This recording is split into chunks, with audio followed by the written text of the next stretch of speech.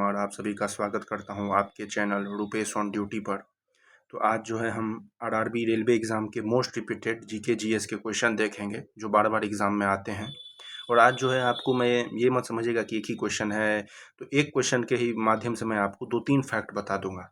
तो वो फैक्ट भी एग्ज़ाम में पूछे जाते हैं। तो एक क्वेश्चन 3 क्वेश्चन 4 क्वेश्चन के बराबर होगा। तो आप कॉपी कलम लेके बैठिए और जो मैं एडिशनल फैक्ट बताता हूँ उसे नोट करते जाइएगा। जैसे पहला क्वेश्चन है कि which planet is known as the twin sister of the earth. किस ग्रह को पृथ्वी का जुड़वा बहन के रूप में जाना जाता है? तो ये क्या होगा? इसका आंसर होगा वेनस। क्यों जाना जाता है? तो इसका एक्सप्लेनेशन भी नीचे दिया गया है कि वेनस को अर्थ का ट्विन इसलिए कहा जाता है क्योंकि ये साइज में, मास में, डेंसिटी में, वॉल्यूम में ये जो है एकदम सिमिलर होता है अर्थ से। और दूसरी बात ये है कि ये हॉटेस्ट एंड ब्राइटेस्ट प्लैनेट है। इस बात को भी आप जो है याद कर लीजिए कि ये hottest and brightest planet in our solar system. तो देख लीजिए इसी क्वेश्चन से 2 फैक्ट मिल गया कि ट्विन सिस्टर किसको कहते हैं, तो वेनस को कहते हैं। और ये जो है हॉटेस्ट और ब्राइटेस्ट प्लैनेट है हमारे सोलर सिस्टम का। आप चलिए दूसरा क्वेश्चन पे, ये headquarter of the international court of justice कहाँ पर लोकेटेड है? तो ये कहाँ पर है? द हॉग नेदरलैंड में। ठीक है, ये यहाँ पर इसका हेडक्वार्टर है। इसमें भी अगर आप एडिशनल फैक्ट देखना चाहेंगे तो इंटरनेशनल कोर्ट ऑफ जस्टिस जो है एक प्रिंसिपल जुडिशियल ऑर्गन है यूनाइटेड नेशन का, और इसका इस्टेब्लिशमेंट हुआ था 1945 में। और ये कहाँ पर है? तो ये peace palace in the Hague Netherlands. वैसे तो हॉग नेदरलैंड ही पूछेगा, लेकिन कहीं पूछ सकता है कि कौन सा पैलेस में, तो ये पीस पैलेस में। ठीक है, इसके बाद जो है अब हम आगे बढ़ते हैं। ये जो आर्टिकल वाला मैंने क्वेश्चन करवाया था उसमें भी इसका बात किया था कि which article of the Indian constitution deal with the abolition of untouchability. तो ये कौन सा होगा? आर्टिकल नंबर 17 होगा। आप देखिए, अभी जो है मैंने आपको इसके लिए एक जो आर्टिकल 14 to 18 है इसको याद करने का एक तरीका होता है, वो है ई डाउट। ई डाउट में ई से इक्वलिटी, राइट टू इक्वलिटी हो गया, डी से नो डिस्क्रिमिनेशन हो गया, ओ से इक्वालिटी ऑफ अपॉर्चुनिटी हो गया, यू से एबोलिशन ऑफ अनटचेबिलिटी हो गया, और टी से एबोलिशन ऑफ टाइटल हो गया। तो ये एक शॉर्ट ट्रिक है, इससे जो है आप पूर्ण रूप से ये आर्टिकल 14 to 18 याद कर सकते हैं और कभी कन्फ्यूजन नहीं होगा। और 14 to 18 बार बार पूछा जाता है। तो ये देखिए, इस एक तरह से आपको 5 क्वेश्चन इसमें मिल गया और इसका एक ट्रिक के सहित मिल गया आपको। अब आगे का देखिए, ऐसा unit of power of a lens क्या होता है? तो ये होता है आपको डायोप्टर। ठीक है, इसको याद कर लीजिए, ऐसा unit of power of lens dioptre होता है। और इसको जो है पावर ऑफ लेंस को मेजर करते हैं डायोप्टर में, और इसको डिफाइन कैसे किया जाता है? तो reciprocal of its focal length. तो आप ये फॉर्मूला भी आपको याद हो गया, P = 1/f। ये फॉर्मूला बहुत इंपॉर्टेंट है, ये भी आप ध्यान में रखिएगा। इसके बाद देखिए ये क्या है, who was the founder of slave dynasty. Slave dynasty का दूसरा नाम मामलुक डायनेस्टी भी है। तो ये हो जाएगा, इसका आंसर हो जाएगा कुतुबुद्दीन ऐबक। ठीक है, अब कुतुबुद्दीन ऐबक के बारे में एडिशनल फैक्ट्स जान लीजिए। ये स्लेव डायनेस्टी का जो है कब हुआ था शुरुआत? तो 1206 AD में हुआ था। ये ट्रस्टेड स्लेव था किसका? मोहम्मद गौरी का। और इसने जो है कंस्ट्रक्शन ऑफ कुतुब मीनार भी स्टार्ट किया था दिल्ली में। तो देखिए 3-3 फैक्ट। 1206 AD में इस्टेब्लिशमेंट हुआ। ये किसका स्लेव था? तो मोहम्मद गौरी का था। और इसने जो है कंस्ट्रक्शन ऑफ कुतुब मीनार भी स्टार्ट करवाया था दिल्ली में। तो इस तरह से आप फैक्ट्स के साथ जो है क्वेश्चन को देख सकते हैं। इसके बाद क्वेश्चन नंबर 6 है कि लाइट ईयर जो है एक यूनिट है, उसको light year is a unit of which of the following physical quantity. तो किस फिजिकल क्वांटिटी का यूनिट है लाइट ईयर? तो इसमें बहुत बच्चे जो हैं बहुत बच्चों को कन्फ्यूजन होता है। तो इसका आंसर हो जाएगा आपको डिस्टेंस। बहुत बच्चों को लगता है कि कोई स्पीड ऑफ लाइट लगा देते हैं या कोई टाइम लगा देते हैं, लेकिन नहीं, इसको ध्यान रखिएगा, ये जो है डिस्टेंस का जो है यूनिट है। अब इसका जो आपको एडिशनल फैक्ट जो है, लाइट ईयर जो है वो यूनिट है किसका? एस्ट्रोनॉमिकल डिस्टेंस का ये यूनिट है। ठीक है, और इसका मतलब क्या होता है? लाइट ईयर का डिफिनेशन पूछ देगा तो it is the total distance that light travel in 1 year. एक साल में लाइट कितना डिस्टेंस ट्रेवल करता है ये बताता है। और जो अप्रोक्स कितना होता है तो वो है 9.46 टाइम इंटू 10⁻12। ठीक है, तो इस फैक्ट को भी आप याद रखिएगा। अब अगला क्वेश्चन है, which hormone is commonly known as the fight or flight hormone. किस हार्मोन को कहा जाता है? तो ये कहा जाता है एड्रेनलिन हार्मोन को। ये जो हार्मोन है ना, जब भी आप कोई डेंजर में, फियर में रहते हैं तो ये एक्स्ट्रा एनर्जी बूस्ट करने के लिए, जैसे कभी कभी कुत्ता पीछे पड़ जाए इंसान के, तो वो जो है अपने नॉर्मल स्पीड से ज़्यादा तेज़ दौड़ता है, या कहीं आग लग गया उसको अपने जीवन बचाने के लिए जो है उसको जो उसका नॉर्मल स्पीड है उससे ज़्यादा तेज़ से दौड़ता है। तो ये पावर जो एक्स्ट्रा जनरेट होता है वो कौन करता है? ये एड्रेनल हार्मोन करता है, इसलिए इसको फाइट और फ्लाइट हार्मोन कहते हैं। ठीक है, इसको जो है एड्रेनल ग्लैंड जो है इसको सिक्रीट करता है, और ये जो है डेंजरस सिचुएशन, स्ट्रेसफुल और डेंजरस सिचुएशन में ये सिक्रीट होता है। इसमें होता क्या है, जब ये हार्मोन रिलीज होता है तो ये हार्ट रेट बढ़ जाता है, एनर्जी सप्लाई टू प्रिपेयर, और ये जो है वही जो मैं आपको बताया था कि energy supply to prepare the body for quick action, ये यही काम करता है। तो देख रहे हैं आप, हर एक क्वेश्चन के साथ जो है मैं आपको फैक्ट्स बढ़ाते जा रहा हूँ, तो इससे जो है आपको बहुत फ़ायदा होगा। इस तरह से ये जो आपको बन रहा है ये बहुत ही शॉर्ट वीडियो बनेगा, लेकिन ये सब बहुत इंपॉर्टेंट और क्वेश्चन सब है। अब देखिए जैसे question number 8, who is known as the grand old man of India? किसे भारत के ग्रैंड ओल्ड मैन के रूप में जाना जाता है? तो ये हो जाएगा आपको दादा भाई नौरोजी।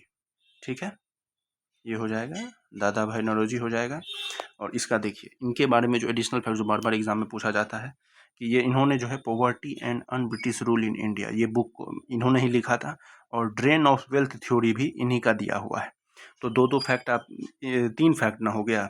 देखिए यही है, एक क्वेश्चन था लेकिन उससे 3 फैक्ट हो गया कि grand old man of India किसको कहा जाता है, तो दादा भाई नौरोजी को, और 2 फैक्ट उनसे और रिलेटेड क्या हो गया कि poverty and un British rule in India book भी उन्होंने ही लिखा है, और ड्रेन ऑफ वेल्थ थ्योरी वाली बुक जो है वो भी उन्होंने ही लिखी है। अब देखिए 9 number question, which chemical element is responsible for the green coloured visible in firework display? ठीक है, तो ये जो आप देखते होंगे कि आतिशबाजी जब फटाका होता है तो उसमें जो हरे रंग दिखता है वो कौन सा रसायन इसके लिए जिम्मेदार है? तो इसके लिए जिम्मेदार आपको हो गया बेरियम। ठीक है, तो ये सब फैक्ट है ना, ये सब आपको एग्ज़ाम में जो है, जैसे ये सब क्वेश्चन जो है बहुत बच्चे नहीं बना पाते हैं, तो ये सब क्वेश्चन और लेकिन रिपीटेड है तो ये आप आराम से बना सकते हैं। तो ये जो है बेरियम साल्ट जो है वो फायरवर्क में जो है ग्रीन कलर प्रोड्यूस करता है, और जो स्ट्रोंटियम है ये भी याद रख लीजिए, स्ट्रोंटियम रेड कलर प्रोड्यूस करता है, और कॉपर जो है वो ब्लू कलर प्रोड्यूस करता है। तो इससे भी आपको जो है 3 फैक्ट हो गया इस क्वेश्चन से भी कि ग्रीन लाइट के लिए कौन, जब फायरवर्क्स होता है तो ग्रीन कलर कौन दिखाता है, तो वो बेरियम, रेड कलर कौन दिखाता है तो स्ट्रोंटियम, और ब्लू कलर कौन दिखाता है तो कॉपर। तो इस तरीके से ये 3 चीज़ हो गया। अब देखिए 10वां number question, where did Lord Buddha attain enlightenment? Lord भगवान बुद्ध को ज्ञान की प्राप्ति कहाँ हुई थी? तो ये तो बहुत ही फेमस क्वेश्चन है, ये हो गया आपको बोध गया। ठीक है, अब इसमें जो है आप देख लीजिए कि गौतम बुद्ध को जो है इनलाइटनमेंट को दूसरा रूप जो है उसको निर्वाण भी कहा जाता है, तो इसको भी ध्यान रखिएगा। इनलाइटनमेंट को बुद्धिज्म में निर्वाण कहा जाता है। तो कहाँ मिली थी? बोधि ट्री के अंदर, बोध गया में। ठीक है, और एक और फैक्ट इससे याद रख लीजिए कि उन्होंने अपना जो फर्स्ट सरमन था वो सारनाथ में दिया था। ठीक है, जो सरमन होता है, जो उन्होंने उपदेश दिया था वो पहला सारनाथ में दिया था, और जो फर्स्ट सरमन था, जो उपदेश था, उसको हम लोग धर्मचक्र प्रवर्तन से जानते हैं। तो देख लीजिए कितना फैक्ट इसमें आपको मिल गया कि देख लीजिए उन्होंने अपना पहला उपदेश सारनाथ में दिया था, जिसे धर्मचक्र प्रवर्तन कहा जाता है। तो इस क्वेश्चन से भी देख लीजिए आपको 3-4 फैक्ट मिल गए कि कहाँ पे अटेनमेंट हुआ था, तो बोध गया में, बोधि ट्री के नीचे। उनको इनलाइटनमेंट को बुद्धिज्म में निर्वाण कहते हैं। उन्होंने अपना पहला सरमन कहाँ दिया था, तो सारनाथ में दिया था, और उसको क्या कहते हैं पहले सरमन को, जो धर्मचक्र परिवर्तन। तो पूछ सकता है धर्मचक्र परिवर्तन बुद्धिज्म में क्या डिनोट करता है, तो आप कह दीजिएगा फर्स्ट सरमन, जो उनका पहला उपदेश था, वो डिनोट करता है। ठीक है, अब देखिए 11वां नंबर क्वेश्चन पे देखिए कि which is the longest river bridge built over water? पानी के ऊपर बना भारत का सबसे लंबा नदी पुल कौन सा है? तो ये हो जाएगा आपको भूपेन हजारिका सेतु। अब इससे एडिशनल फैक्ट हम देख लेते हैं कि भूपेन हजारिका सेतु को जो है धोला शादिया ब्रिज भी कहा जाता है, और ये लॉन्गेस्ट रिवर ब्रिज है, और ये कितने का है, तो 9.15 किलोमीटर का है। और ये कौन कौन से स्टेट को कनेक्ट करता है, तो ये असम एंड अरुणाचल प्रदेश को कनेक्ट करता है, और ये किस नदी के ऊपर है, तो लोहित रिवर के ऊपर है। तो आप देख लीजिए कितना फैक्ट इसी क्वेश्चन से आपको मिल गया। तो आप देखिए कि लॉन्गेस्ट रिवर ब्रिज कौन सा है जो वाटर बना है, वो है भूपेन हजारिका सेतु। इसका दूसरा नाम क्या है, धोला सादिया ब्रिज। और इसका डिस्टेंस कितना है, तो 9.15 किलोमीटर। ये किस स्टेट को कनेक्ट करता है, तो ये असम और अरुणाचल प्रदेश को कनेक्ट करता है। और ये किस रिवर पर है, तो ये लोहित रिवर पर है। तो आप समझ सकते हैं कि एक क्वेश्चन में ही आपको 4-5 फैक्ट हो गया। तो इस सब को जो है आप नोट कर लीजिए। नोट करने से क्या होगा कि आपको ये याद रहेगा। तो 3-4 फैक्ट हो रहा है। तो ये जो 11 क्वेश्चन अभी तक हुआ है, तो समझिए कि ये लगभग 44 क्वेश्चन के आसपास जो है मैंने आपको करवा दिया। एक क्वेश्चन और कर लेते हैं। शॉर्ट वीडियो ही रखना चाहता हूँ कि आप लोग भी जो है ज़्यादा लॉन्ग वीडियो ना देखने में टाइम ज़्यादा ना लग जाए। शॉर्ट वीडियो है, फटाफट आप देख सकते हैं 1.5x पर। तो normal pH value of human blood क्या है, तो ये अगर क्वेश्चन है, ये बहुत बार पूछा गया क्वेश्चन है और बच्चे इसमें बहुत बार कंफ्यूज हो जाते हैं। तो 7.4 होता है normal pH of human blood. ठीक है, अब देखिए जब 7.4 है तो इसका मतलब ये क्या, ह्यूमन ब्लड जो है वो स्लाइटली बेसिक है, मतलब एल्कलाइन है। और इसका नॉर्मल रेंज होता है 7.35 से 7.45 और 7.4 जो है वो स्टैंडर्ड वैल्यू है। तो इसमें भी आप देख लीजिए 2-3 फैक्ट कि ह्यूमन ब्लड पूछ सकता है कैसा होता है, एसिडिक होता है कि बेसिक होता है। तो आप कह दीजिएगा कि ह्यूमन ब्लड जो है वो बेसिक होता है। और इसका नॉर्मल रेंज कितना है, तो 7.35 से 7.45 के बीच में, और 7.4 इसका स्टैंडर्ड वैल्यू है।